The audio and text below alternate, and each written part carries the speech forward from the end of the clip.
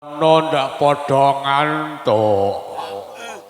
Ini jan ora ndelomok. Lur, saderengipun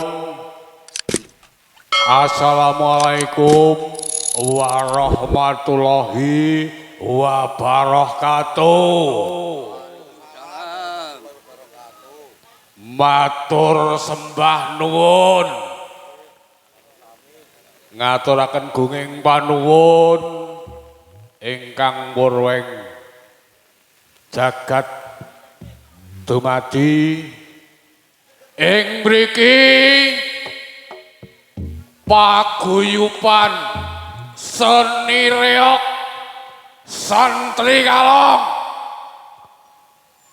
mijil saking Kambingan Kuwonharjo deneh kalian padatan ing mriki paguyuban seni reog santri kalong ingkang dipun pandegani inggih menika Guseanam mijil saking Kambingan Kuwonharjo tinimbalan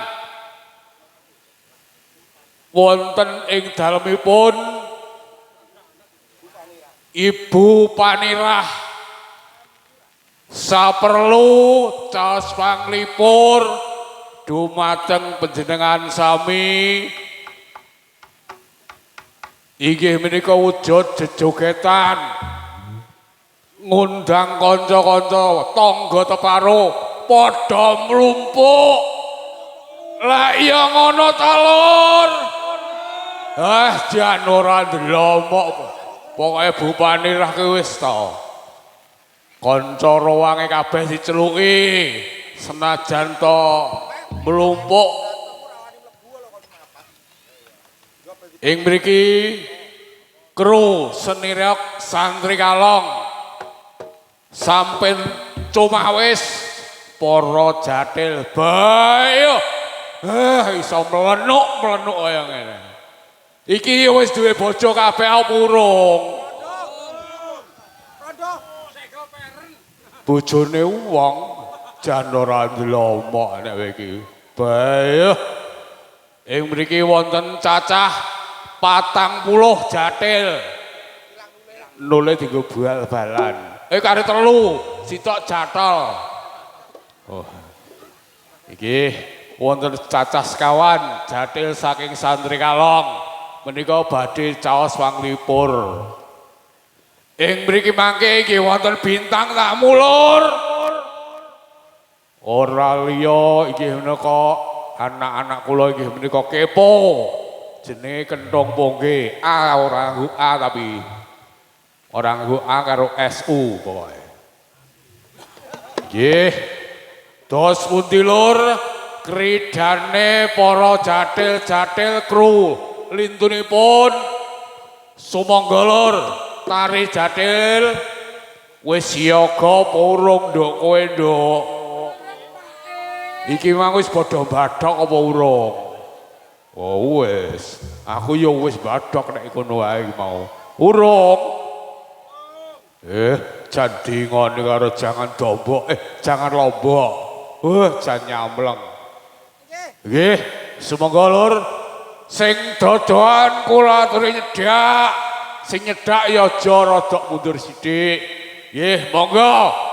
Para jatil-jatil mbak-mbake kula aturi siaga. Sawega ing giri samapta ing gati. Monggo Lur digiyake Ari Jatil.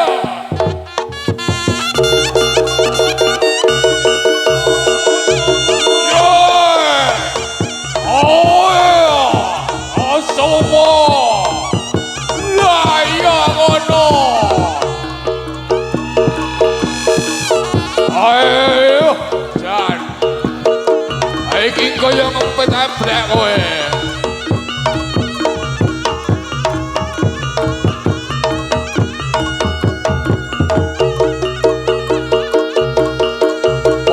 Bola reog kula aturi nyekecakne ingkang nembe rawuh sugeng rawuh.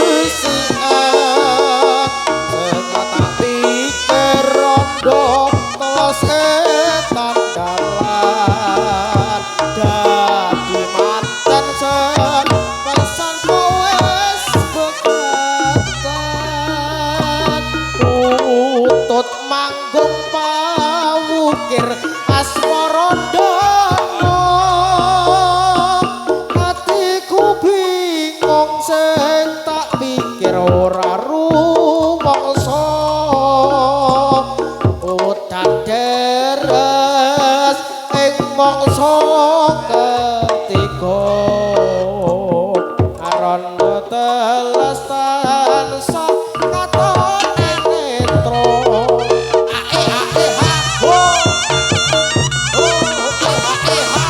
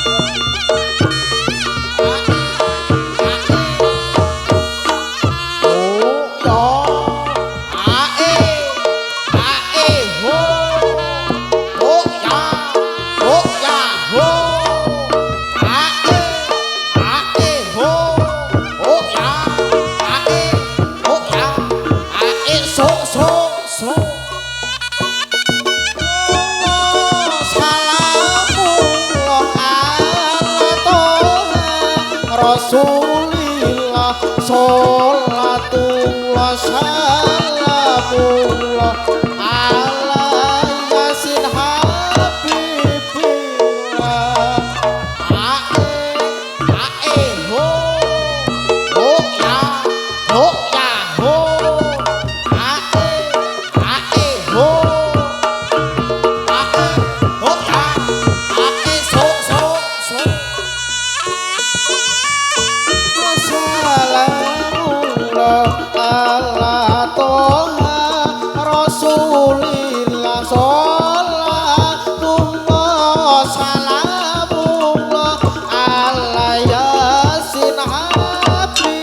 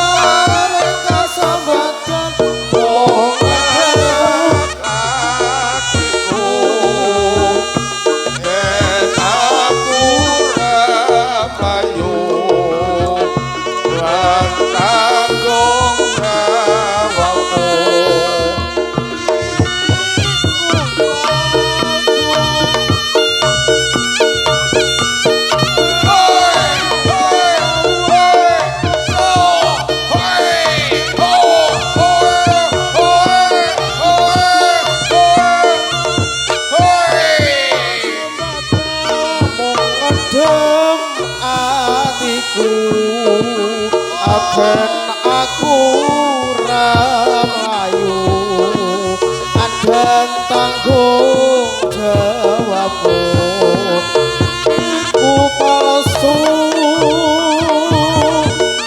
Hae, hae, hae, hae.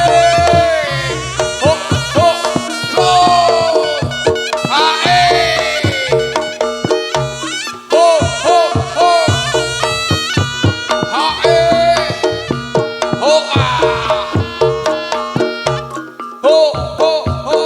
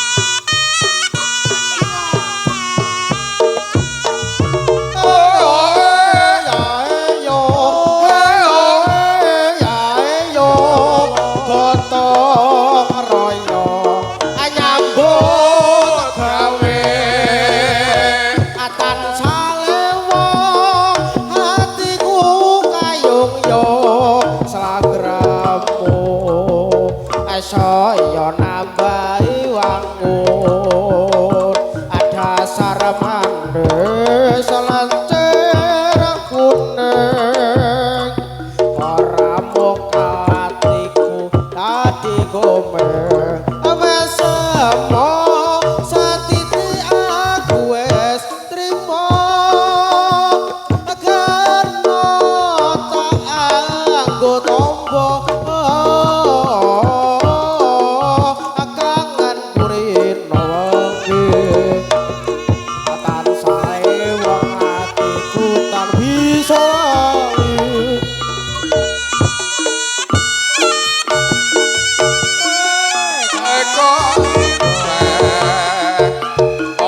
kowe tresno tenan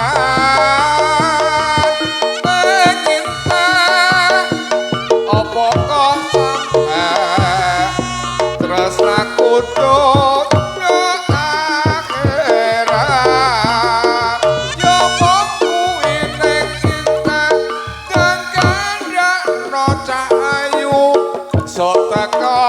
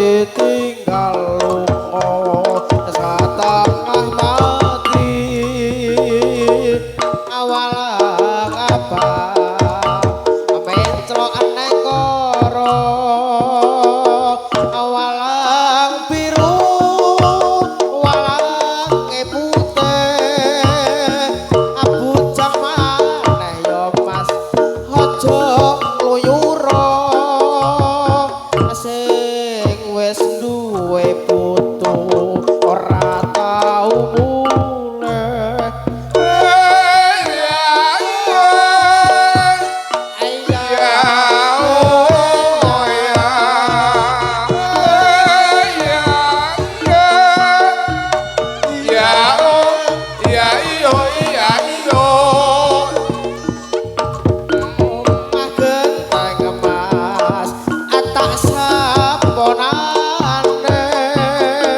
abot ember tak lakonane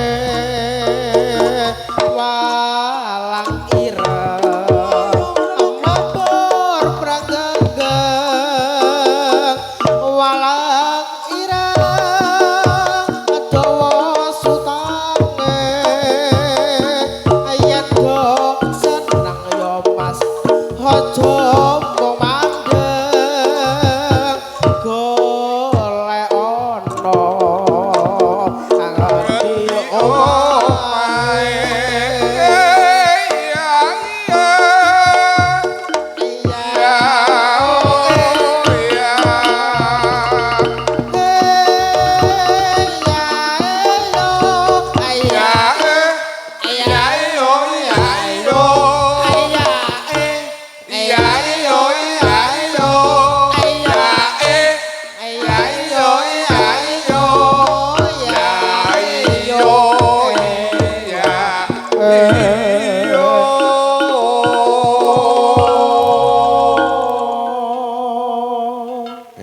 Makatan kalau wau jejogetan serampat bablas nih walang walang keke jan aku mesakne sing dikempit ora ambekan sampai jame ucul nek ngempet ambekan sing oh duduk jam oh ya kuwi gelang nek kono kok nek kae ya Dek ya halah kuwi precepotan klaker diesel asline ya kuwi cepotan klaker diesel. Oh sing nukokne beweh. Oh gue nuku ndase beweh. Ya wong ndas ora payu beweh kok ya. Mos. Jan bisa kemuenyek, bisa kemedeng rumah aku. Monggo bablaske.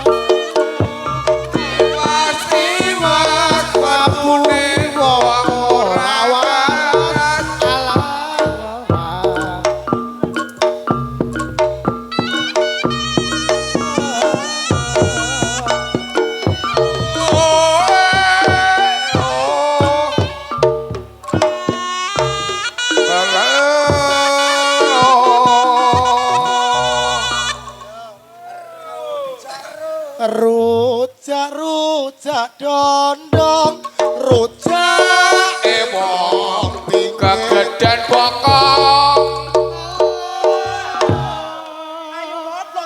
ayu moblong tinggal barong digodol umum halah bapak balong pakel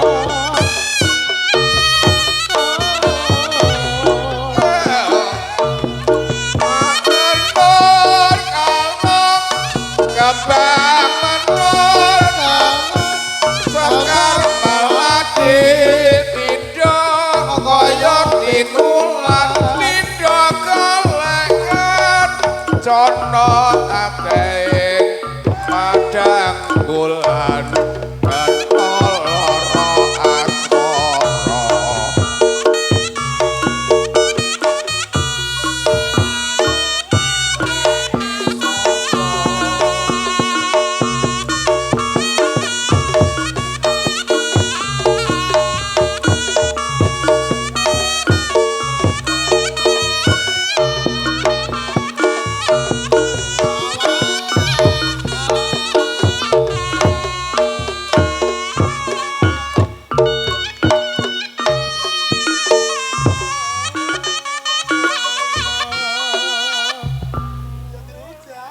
Jan rujake beweh iki rujak-rujak dondong.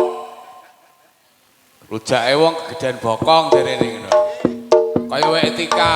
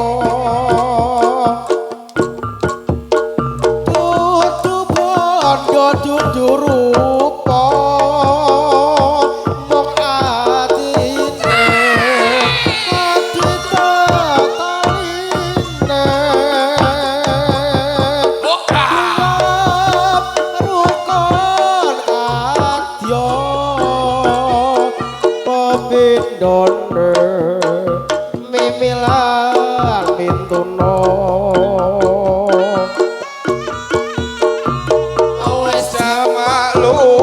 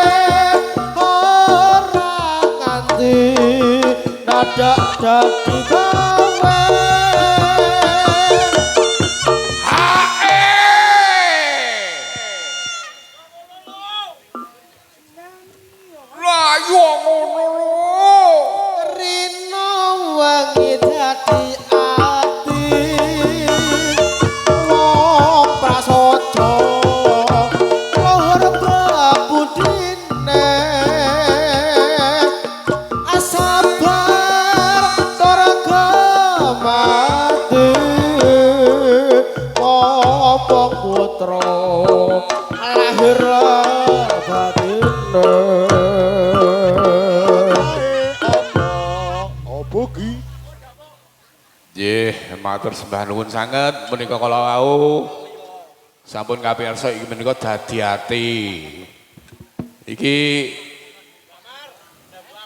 dos pundi? Nyuwun tok napa enten teke niku? Bapak sinten? Bapak Sarni Kempong.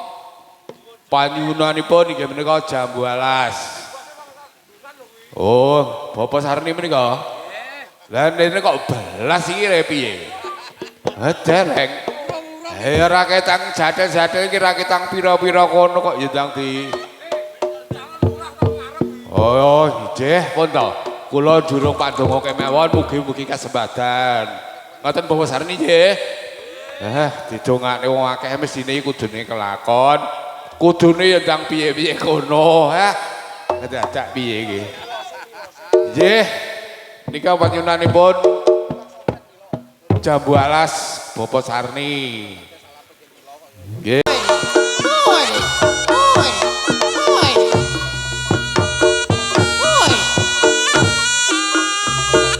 Oi. Oi. Oi.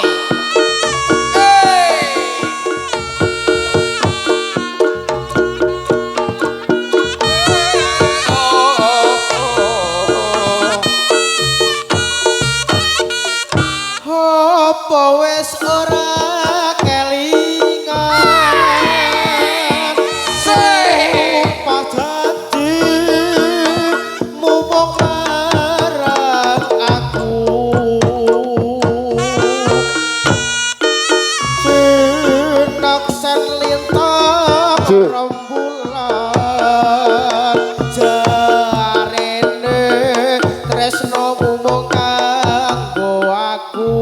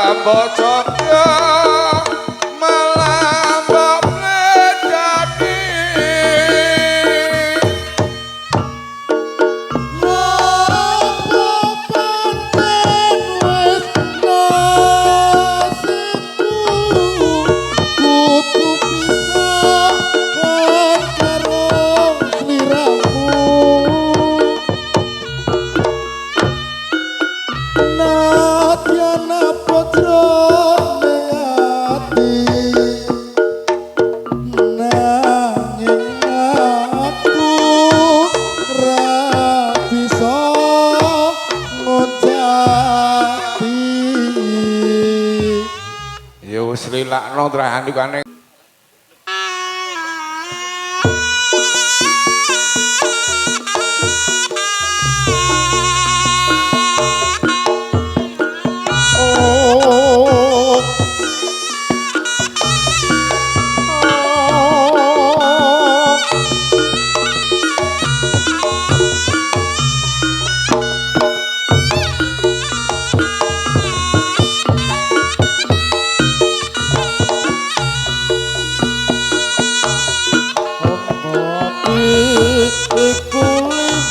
perkarane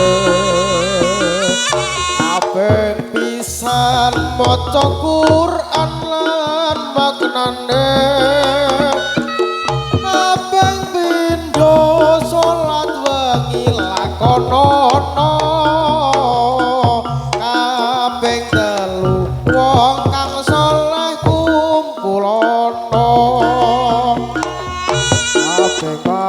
papatku duweteng ingkang luwe kaping 5 cikir wengi ingkang suwe salah sawijine sapa bisa hang lakoni insyaallah Gusti Allah ngijabahi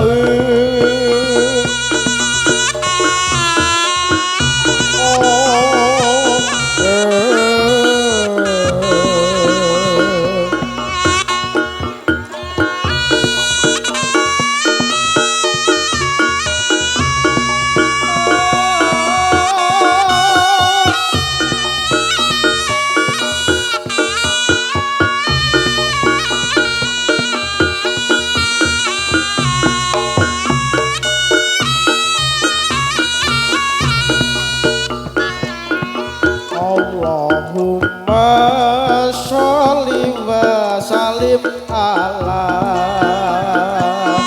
sayyidina wa maulana Muhammadin akadama fir ismillahi sholatan daimatan bidawami mulkilahi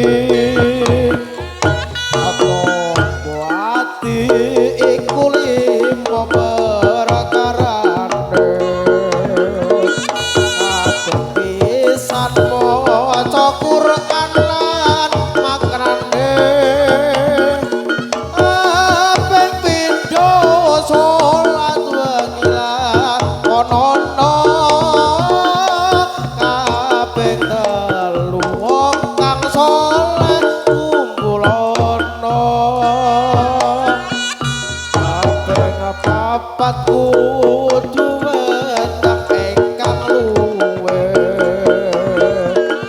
kaping 5 cikir wengi ingkang suwe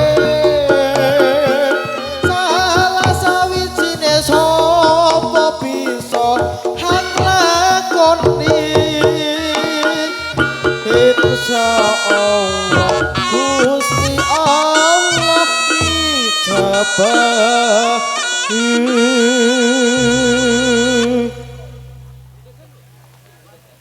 Iya sampun kabarsa inggih menika pamungsuhanipun Bapak Sarni kanthi lelagon Tombati.